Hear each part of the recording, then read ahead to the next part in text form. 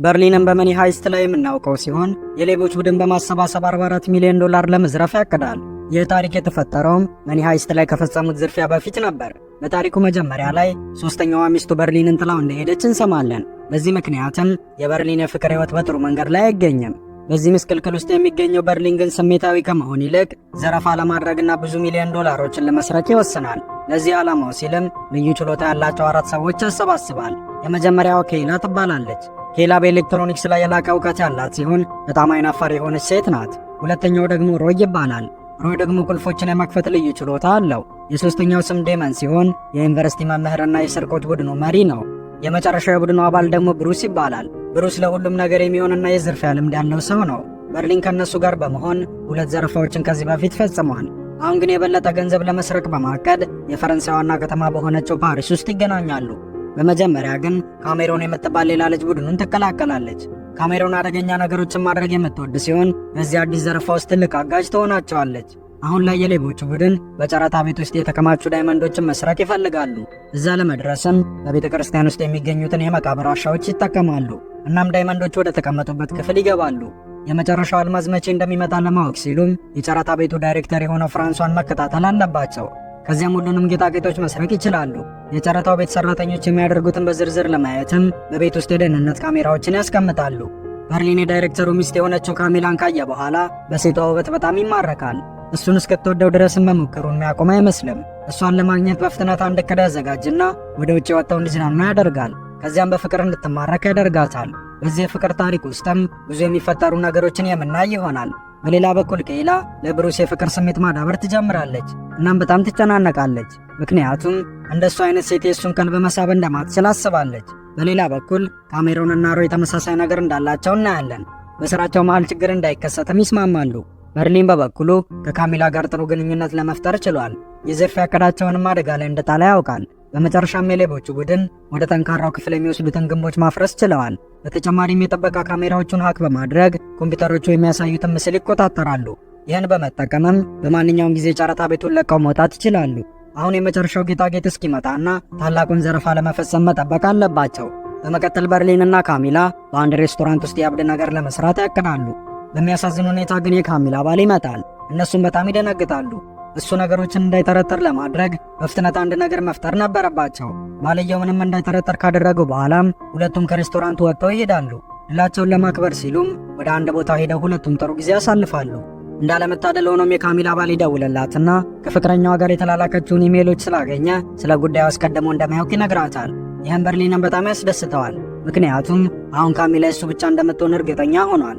ሆኖም ካሚላ ከባሏ ጋር ከተነጋገረች በኋላ ከእሱ ጋር ፍቅሯን እንድትቀጥል ባሏ ሊተዋት እንደሆነ ትነግረዋለች። አሁንም ግን ምንም አይነት ፍቺ አይፈጽሙም። ይባስ ብሎም ልጅ መውለድ ይፈልጋሉ። ካሚላ ባሏን ለመተው ካለመፈለጓ በተጨማሪ ከበርሊን ጋር የነበራቸው ነገር የአጭር ጊዜ ደስታ እንደሆነ ታምናለች። በተጨማሪም ለባሏ የሚሰማት ስሜት ለሱ ከሚሰማት የበለጠ ስለሆነ ከባሏ ጋር በትዳር መቆየት ትፈልጋለች። በርሊን በእርግጠኝነት ይህን መልስ አልጠበቀም ነበር። ባታቆየኝ መሆኑን ያወቀው በርሊን የካሚላን ባል ለመግደል ፍላጎት ያደርበታል። በሌላ በኩል የሌቦቹ ቡድን ዝርፊያቸውን ለመጀመር ያቅዳሉ። ምክንያቱም አሁን ፍራንሷ ሌቦቹ የሚፈልጓቸውን ጌጣጌጦች በሙሉ አምጥቷቸዋል። እናም አሁን ዝርፊያውን መጀመር ይችላሉ። ከዛ በፊት ግን ዴመን በርሊን ጋር ይደውላል። በተጨማሪም ያለፉትን ምሽቶች ከካሚላ ጋር እንደተገናኘ ያውቃል። እናም እቅዳቸውን አደጋ ላይ እየጣለ እንደሆነ ያምናል። በርሊንም ዝርፊያው አደጋ ላይ እንደማይወድቅ ያስረዳዋል። የሌቦቹ ቡድን ወደ መቆለፊያው ከገቡ በኋላ ሁሉንም ጌጣጌጦች መውሰድ ይጀምራሉ። በመቀጠል ዴመን በርሊንን ጥያቄ መጠየቅ ይጀምርና ሁለቱም ድምፅ ማሰማት ይጀምራሉ። ድምፃቸውን የሰማው ዳይሬክተሩም ወደ መቆለፊያው ገብተው ነገሮችን እንዲያጣሩ ሰዎቹን ያዛቸዋል። ሌቦቹ በበኩላቸው በፍጥነት ይንቀሳቀሱና ጠባቂው ምንም የተለየ ነገር እንዳያገኝ ሁሉንም ነገሮች በነበሩባቸው ቦታዎች ይተዋቸዋል። እንደ ዕድል ሆኖም ሁሉም የተደበቁበት ክፍል ሳይፈተሽ ይቀራል። ምክንያቱ ደግሞ ጥበቃዊ ስልክ ጥሪ ስለደረሰው ነበር። በመቀጠል ሌቦቹ ማንም ሰው ምንም ነገር እንዳይጠረጠር በማለት ሁሉንም ጌጣጌጦች በጥንቃቄ ሰርቀው ይሄዳሉ። በተጨማሪም በፍራንሷ ቤት ውስጥ የተከሏቸውን የደህንነት ካሜራዎች ያነሳሉ። በርሊን በበኩሉ ዳይሬክተሩ ጌጣጌጦቹን እንደሰረቀ ለማስመሰል የፍራንሷን የጣት አሻራዎች በዕቃዎቹ ላይ ያስቀምጣል። ይህን ያደረገውም ዳይሬክተሩ በዝርፊያ እንዲከሰስ ነው። በመቀጠል ሌቦቹ ምሽት ላይ እንዲወጡ ይታዘዛሉ። በሚቀጥለው ቀን ምንም እንዳልተፈጠረ ወጥተው ይሄዳሉ። ትኩረት ባለመስጠታቸው ምክንያት የተወሰኑ ችግሮች ውስጥ ቢገቡም ችግሮቹን በቀላሉ ይፈቷቸዋል። ብሩስና ኬላ እንደ ጠባቂ ቢመጣባቸውም ኬላ ያለምንም ፍርሃት ሽጉጥ አንስታ ሰውየውን ታስፈራረዋለች። ከመለጡ በኋላም ብሩስ እሷን ማመስገን ይጀምራል። ከዚያ በኋላ ግን ስለ አንዳንድ አካል ክፍሎቿ ሲናገር እያሳለፉ የነበሩት ጥሩ ጊዜ ይበላሻል። በሌላ በኩል ሮይና ካሜሮን መኪና ሰርቀው ካመለጡ በኋላ በእግር ለመጓዝ ከመኪናው ይወርዳሉ። በመቀጠል ካሜሮን ከሰረቋቸው ጌጣጌጦች ውስጥ የወሰደችውን የአንገት ሐብል ለሮይ ታሳየዋለች። በተጨማሪም በሚቀጥለው ቀን ስለምትመልሰው እንዳይጨነቅ ለሮይ ትነግረዋለች። ትንሽ ቆይቶም ሮይ ከአንድ ሰው ጋር ይነጋገርና አንድ ውድድር ለማድረግ ይስማማል። ውድድሩ ግን ቀላል ውድድር አልነበረም። በውድድሩ ወቅት ሴቶቹ ከመኪናው አናት ላይ ይቆማሉ። ካሜሮን የአንገት ሐብሉን ካስቀመጠች በኋላ አደገኛ ውድድር ላይ ለመሳተፍ ትዘጋጃለች። በመቀጠል ሮይ ውድድሩን በሙሉ ፍጥነት ይጀምራል። ካሜሮንም በጣም የወደደችው ይመስላል። በሚያሳዝን ሁኔታም የቀድሞ ፍቅረኛውን ማስታወስ ይጀምርና መበሳጨት ይጀምራል። ምንም እንኳን ካሜሮን መኪናውን እንዲያቆም መጮህ ብትጀምርም ሮይ ውድድሩን ለማሸነፍ መንዳቱን ይቀጥላል። የልጅቷን ጭንቀት ከተመለከተ በኋላም ከመኪናው ይወርዳል። በዚህ ጊዜም የአንገት ሐብሉ መኪናው ስር ረስተውት ነበር። ተቀናቃኛቸውም ሐብሉን አግኝተው ይወስደዋል። በሌላ በኩል በርሊን ከባሏና ከሱ መካከል እንድትመርጥ ካሚላን ይጠይቃታል። ምን መወሰን እንዳለባት የማታውቀው ካሚላ ትልቁ ጥረት ውስጥ እንደገባች እናያለን። በሌላ በኩል ፖሊሶች ጌጣጌጦቹ በተቀመጡበት ክፍል ውስጥ የጌጣጌጥ ዱካ ማግኘት አልቻሉም። እናም የካሚላን ባል ጠርጥረው እሱን መመርመር ይጀምራሉ። ከዚያም የሚኖርበትን አፓርታማ ይፈትሻሉ። ምን እየተፈጠረ እንዳለን ለማታውቀው ካሚላም ምንም አይነት ተጨማሪ ማብራሪያ አልሰጧትም። በመቀጠል የፖሊስ መኮንኖቹ ፍራንሷን ጥያቄዎች መጠየቅ ይጀምራሉ። እናም የእሱ አሻራ በቦታው እንደተገኘ እንረዳለን። ከዚያ በተጨማሪም ከጌጣጌጦቹ መሃል የተወሰኑት በንብረቶቹ ውስጥ ተገኝተዋል። ይህም እሱን እንደ ሌባ እንዲታይ ያደርገዋል። ይህ ሁሉ የተፈጠረው በርሊን በሱ ላይ ባሴረበት ሴራ ምክንያት ነበር። በመቀጠል በርሊን ካሚላን ያጽናናትና ባሏ የገባበትን ችግሮች አንድ በአንድ ትነግረዋለች። ዝርፊያውን የፈጸሙት ዴመን፣ ካሜሮን እና ሮይ እንዳይታወቁ በሚል እንደ አንድ ቤተሰብ ለመምሰል ይሞክራሉ። ፖሊሶች ሲጓዙበት የነበረውን መኪና ለፍተሻ ሲያስቆሙትም ሁሉም ከፍተኛ ጭንቀት ውስጥ ይገባሉ።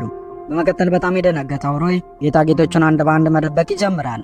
ለአፍታ ሁሉም ነገር ከቁጥጥር ውጭ ቢሆንም እንደምንም ጥሩ አፈጻጸም በማድረግ ለማምለጥ ችለዋል። ከዚህ በኋላ ዴመንና ወንጀለኞቹ ሁለተኛውን እቅድ ወደሚጀምሩበት ካምፕ ይደርሳሉ። ለእቅዳቸው ሁሉንም ነገር አዘጋጅተዋል። በመቀጠል ሮይ ለበርሊን ይደውልለትና አንድ ጌጣጌጥ ከመሃል እንደጠፋባቸው ይነግረዋል። በተጨማሪም ለመጥፋቱ ተጠያቂው እሱ ስለሆነ ኃላፊነቱን እንደሚወስድ ያስረዳል። ትንሽ ቆይቶም ካሜሮን ሮይን ታመሰግነዋለች። በሌላ በኩል በርሊን ካሚላን ለመርዳት ሲል ባሏን ከእስር ቤት ለማስፈታት የዋስ እንደሚከፍል ይነግራታል። ካሚላን ባሏን ለመጎብኘት ልትሄድ ስለሆነ ዜናውን ለመንገር አብሯት እንዲሄድ ትጠይቀዋለች። ይህ በእንዲህ እንዳለ መርማሪ ፖሊሷ ከሮይ ጋር የተወዳደሩትን ጥንዶች ታናግራቸዋለች። ሰውየውም የሌቦቹን ገጽታ በደንብ ይገልጻል። በተወዳደሩበት መኪና ውስጥም አንድ ትልቅ ዋጋ ያለው የአንገት ሐብል ተገኝቶ ነበር። ሰውየው ለፖሊሶቹ በሰጣቸው ዝርዝሮች ምክንያትም ሌቦቹ ላይ ተጨማሪ መረጃዎች ተገኝተዋል። በመቀጠል ሌላኛው ቡድን ችግር እንደገጠመው እናያለን። ኬላ በእባብ የተነደፈች ሲሆን ብሩስ ህመሟ ከመባባሱ በፊት ወደ ሆስፒታል ሊወስዳት ነው። ዋና ኢንስፔክተሩ አሊሺያ ሴራ በበኩሏ ሌቦቹን በመፈለግ ለመርዳት ምርመራዎቹን ትቀላቀላለች። በርሊን ከፍራንሷ ጋር መነጋገር ይጀምራል። በተጨማሪም የሚረዳው ለካሚላ ሲል እንደሆነ ደጋግሞ ይናገራል። ፍራንሷ እርዳታውን ለመቀበል ይስማማል። አሁን የካሚላ ባልና ፍቅረኛ አንድ ቡድን ሆነዋል። ይህም ካሚላን እንደሚያስደስታት ጥርጥር የለውም። በመቀጠል በርሊንን ላደረገላት እርዳታ ለማመስገን ወደ ቤት ሄደው ጠለቅ ያለ ፍቅር ትሰጠዋለች። በሌላ በኩል የተጨናነቀው ብሩስ የኬላ ጠባቂውን እንዲረዳው ይጠይቀውና ከአስጨናቂ ጉዞ በኋላ ወደ ሆስፒታል ይደርሳሉ። በመቀጠል ኬላን በካሬዛ ላይ ሲያስቀምጧት ከኪሷ ውስጥ የጥይት መያዣው ይወድቃል። ብሩስ ባልደረባውንና ራሱን ከእስር ለማዳን ሲል ፖሊሱን ያግተውና እንደ እስረኛ ይዘዋል። አሊሺያ በበኩሏ ስለ ተጠርጣሪዎቹ መታየት መረጃ እንደደረሳት እናያለን። ሌቦችን በመያዝ ድጋፍ እንድታደርግላት በማለትም የፖሊስ መኮንን የሆነችው ራኬል ሞሪሎን ትጠራታለች። ዴመንም በርሊን እስካሁን ወደ ማድሪድ እንዳልተጓዘና ከካሚላ ጋር እንደሆነ መረጃ ይደርሰዋል። ከመርማሪዎቹ ቀድሞ በርሊንን ለማግኘትም ወዲያው እሱን ለመፈለግ ይወስናል። ወደ ፖሊሶቹ ስንመለስ የፖሊስ ኮሚሽነሮቹ ይገናኙና በማንኛውም ዋጋ ሌቦቹን ለመያዝ ኃይላቸውን ያጠናክራሉ። ይህ በእንዲህ እንዳለ ካሚላ ከጓደኛዋ ጋር ከተወያየች በኋላ በርሊንን መጠራጠር ትጀምራለች። ስለዚህም የክፍሉን ቁልፍ ትሰርቀዋለች። በመቀጠል ዴመንና በርሊን በሰርግ ላይ ይገናኛሉ። በሌላ በኩል ካሚላ በርሊን ጌጣጌጦቹን እንደዘረፈና ባሏ በሐሰት እንዲከሰስ እንዳደረገ ትረዳለች። ይህ በእንዲህ እንዳለ ፖሊሶቹ በካምፕ ውስጥ ያሉት ሮይንና ካሜሮንን ይገባቸዋል። ሌቦቹ ግን ሁለተኛ እቅዳቸውን አዘጋጅተው ስለነበር በዋሻ ውስጥ ሾልከው ሄዱና ወደ ስፔን የሚሄድ መኪና በመጠቀም ከአሊሺያና ከራኬል ለማምለጥ ችለዋል። በሌላ በኩል ብሩስ ድንቅ ብቃቱን በማሳየት ኬላን ከሆስፒታሉ ማስወጣት ችሏል። አሁን ላይ ኬላ ጥሩ ስሜት ይሰማታል። አንድ ላይ ሆነው ከመኪኖቹ ካመለጡ በኋላም በጀልባ ይሸሻሉ። ይህም ለፖሊሶቹ እነሱን ለመከታተል እንዳይመች አደርገዋል። ተስፋ የማይቆርጡት ሰዎች ግን በርሊን የሚገኝበትን ቦታ ለማወቅ ችለዋል። ስለዚህም ከፖሊሶች ጋር በመሆን ሙሉ ሆቴሉን ይወሩታል። ዴመንና በርሊን ግን በሰዓቱ ለማምለጥ አቅደዋል። ሁሉንም ማስረጃዎች ካጠፉ በኋላም በቀላሉ ከሆቴሉ ያመልጣሉ። ከዚያም ረጅም ጉዞ ይጓዛሉ። የፖሊስ ቁጥጥር እንዳይደረግባቸው ሲሉም የሀገሩን ተራራማ መንገዶች በብስክሌት ለመሻገር ይወስናሉ። በተለያየ መንገድ ከሸሹ በኋላ ሁሉም በተስማሙበት ቦታ ላይ ይገናኛሉ። ከዚያም ፖሊሶቹ እነሱን መፈለግ እስኪያቆሙ ድረስ በቦታው ይቆያሉ። ከ5 ወራት በኋላ በርሊን ከሌሎች ሴቶች ጋር መገናኘት ይጀምራል። የፍቅር ገጹን ለመክፈት ሲሞክርም ካሚላ ታገኘዋለች። ካሚላ የባሏን ጌጣጌጥ መሰረቅ ካወቀች በኋላ በርሊንን ስትከታተለው ቆይታለች። ምንም እንኳን አብረው ለመተኛት ቢስማሙም ካሚላ ግን ሌላ አቅዳ ነበር። ከዚያም በርሊን ዘረፋውን እንደፈጸመ የተናዘዘበትን ጨምሮ ስለ ስርቆቱ የተናገረውን ቃል በሙሉ በድብቅ እየቀዳችው ነበር። በወቅቱም በርሊን ትክክለኛ ስሙን በመናገር የዘረፋው አባል እንደሆነ ተናግሮ ነበር። ከቀናት በኋላም ካሚላ እሱን ለማስፈራራት ትዘጋጃለች። እንዳለመታደል ሆኖ ግን በርሊን እቅዷን ጠርጥሮ ስለነበር የቀዳቻቸውን ካሴቶች ሰርቋታል። አሁንም ለሷ ካለው ፍቅር የተነሳ ግን ምንም የሚጎድልበት ነገር ስለሌለ የምትፈልገውን ለመስጠት ይወስናል። እሱን እንዳይከታተሉት በሚልም በገንዘብ መልክ የሚደርሰውን የስርቆት ድርሻ በሙሉ ቃል ይገባላታል። በዚህ የካሚላን ዝምታ መግዛት ቢችልም በርሊንን ግን መስቀለኛ መንገድ ላይ ይተወዋል። በመጨረሻም በርሊን ከዴመን ጋር ይገናኝና እንደገና ዝርፊያ ለመፈጸም ሐሳብ ያቀርብለታል። እሱም ሐሳቡን ውድቅ ማድረግ ከባድ ይሆንበታል። ምክንያቱም ለረጅም ጊዜ ረፍት የመውሰድ ፍላጎት አልነበረውም። በሌላ በኩል አሊሺያ ምርመራዋን ለመተው ፈቃደኛ እንዳልሆነች እናያለን። በእርግጠኝነት ሌላ ዝርፊያ እንደሚኖር በመጥቀስም ሌቦቹን መያዝ እንደሚችሉ ደጋግማ ትናገራለች። የፊልሙ የመጀመሪያ ምዕራፍም እዚህ ጋር ያበቃል። ሁለተኛው ምዕራፍ ሲለቀቅ ቶሎ እንዲደርሳችሁ ላይክ እና ሰብስክራይብ በማድረግ የደውል ምልክቷን ማብራት እንዳይረሳ።